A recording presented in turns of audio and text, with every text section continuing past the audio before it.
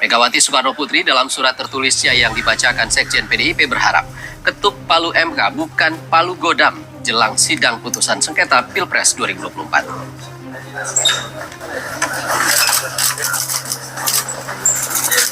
Ini ada seluruh pertimbangan-pertimbangannya yang disampaikan oleh Ibu Megawati sebagai amicus curiae dan kemudian ditutup dengan tulisan tangan.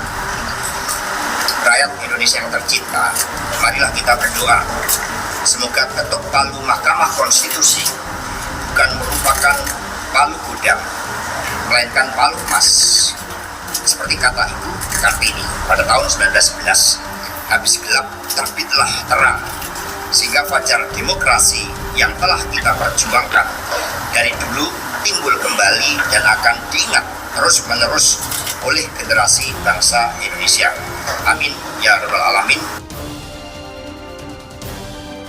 Saat bersilaturahmi ke kediaman Ketua Umum PDI Perjuangan Megawati Soekarnoputri, calon Presiden Pemilu 2024 Ganjar Pranowo ikut menjelaskan suasana kebatinan Megawati saat menuliskan surat sahabat pengadilan MK. Semua ingin memberikan perhatian lebih kepada hakim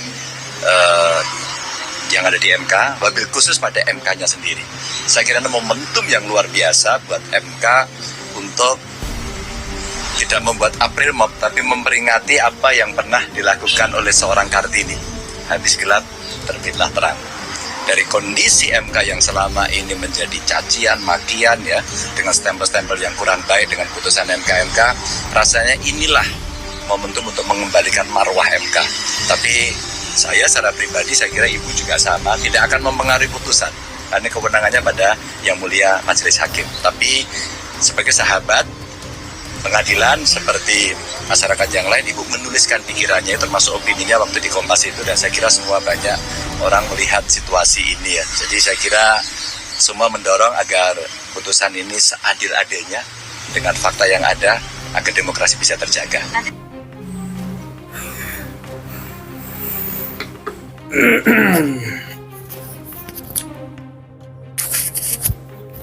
Ya, semua rakyat Indonesia saya kira sepakat sependapat bahwa besok Mahkamah Konstitusi akan mengetuk palu keputusannya dengan seadil-adilnya dengan menghargai demokrasi. Menghargai demokrasi adalah menghargai hasil pesta demokrasi kemarin. Hasil pesta demokrasi terbesar rakyat Indonesia 14 Februari yang lalu telah membuat sebuah keputusan besar. 96 juta dari seluruh pemilih di Indonesia atau sekitar 59% kurang sedikit memutuskan memilih Prabowo Gibran menjadi Presiden dan Wakil Presiden Republik Indonesia meneruskan Pak Jokowi 5 tahun ke depan.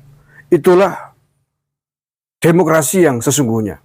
Demokrasi menghargai hak pilih rakyat, menghargai suara rakyat, suara mayoritas rakyat Indonesia. Pak Hakim, itu palu emasnya panjenengan yaitu menghargai keputusan mayoritas pemilih di tanah air ini. Kalau Anda mengkhianati itu, kalau Anda membuat sebuah keputusan tanpa melihat hasil pesta demokrasi kemarin, maka palu Anda adalah palu brutal. Palu yang akan dirampas oleh pemilih mayoritas di tanah air ini. Jadi habis gelap terbitlah terang adalah habis gelap dari kegelapan memiliki seorang pemimpin yang menjadi petugas partai, menjadi pemimpin hasil pesta demokrasi rakyat Indonesia. Itu baru habis gelap terbitlah terang. Kalau kemudian dari petugas partai kembali kepada kacung partai, itu namanya dari terang kembali ke gelap.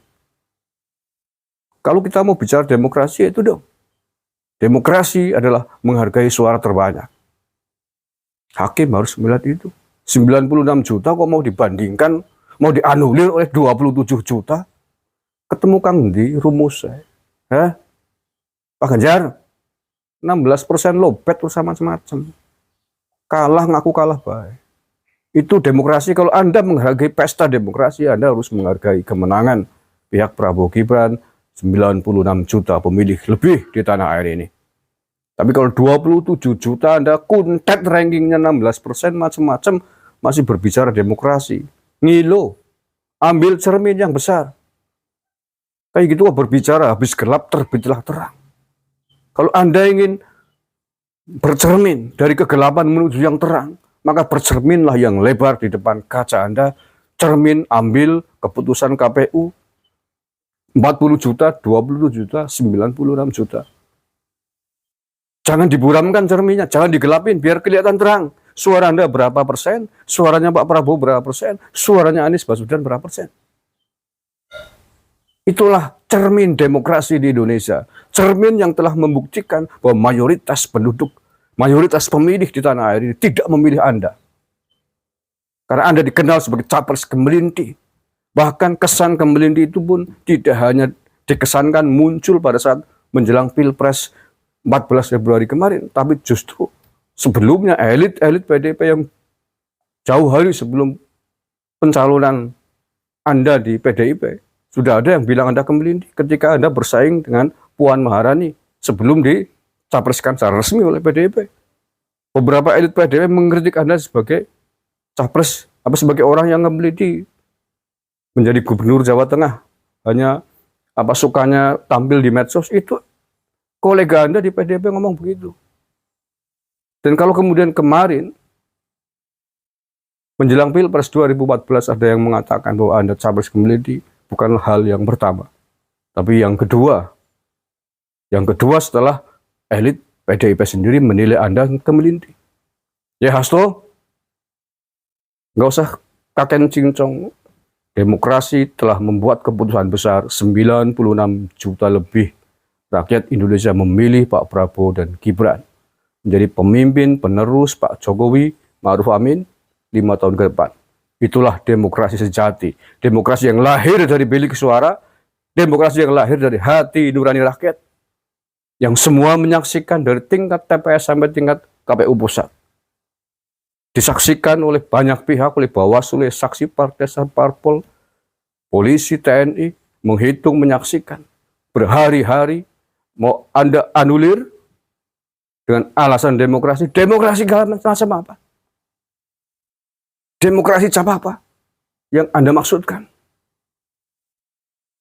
Pak Jokowi Anda bilang dinasti politik.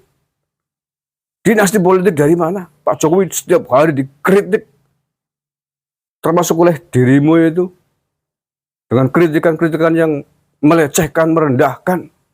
Pak Jokowi Presiden Republik Indonesia Anda samakan dengan anak ranting. Itu saja diam saja, tidak memproses Anda kok. Anda bilang dinasti politik, Anda bilang demokrasi terluka. Justru yang patut dikritik adalah partai Anda. Partai Demokrasi Indonesia Perjuangan. Namanya PDIP, Partai Demokrasi. Tapi apakah partai Anda memberikan contoh yang benar tentang demokrasi di tanah air ini? Adakah elit-elit PDIP yang berani mengkritik Ketua Umum PDIP Ibu Megawati? Saya ulangi pertanyaannya, adakah elit-elit PDIP di semua levelnya yang berani mengkritik terang-terangan apalagi merendahkan ketua partainya sendiri? Kita belum melihat, saya belum melihat. Tetapi yang mengkritik, menghina, merendahkan Pak Jokowi dari ujung barat sampai ujung timur dan tidak pernah dihiraukan, diladeni oleh Pak Jokowi. Kayak gitu kok Anda bilang Pak Jokowi mengkhianati demokrasi? Kayak gitu Anda berkuar-kuar demokrasi sementara partai Anda sendiri tidak memberikan contoh yang benar. Tidak memberikan contoh yang nyata tentang demokrasi. Demokrasi adalah menghargai suara rakyat. Suara rakyat 96 juta telah memilih Pak Prabowo Gibran. Itulah demokrasi sejati. Demokrasi yang ditentukan oleh hati nurani rakyat mayoritas di tanah air 14 Februari kemarin. Terima kasih. Assalamualaikum warahmatullahi wabarakatuh.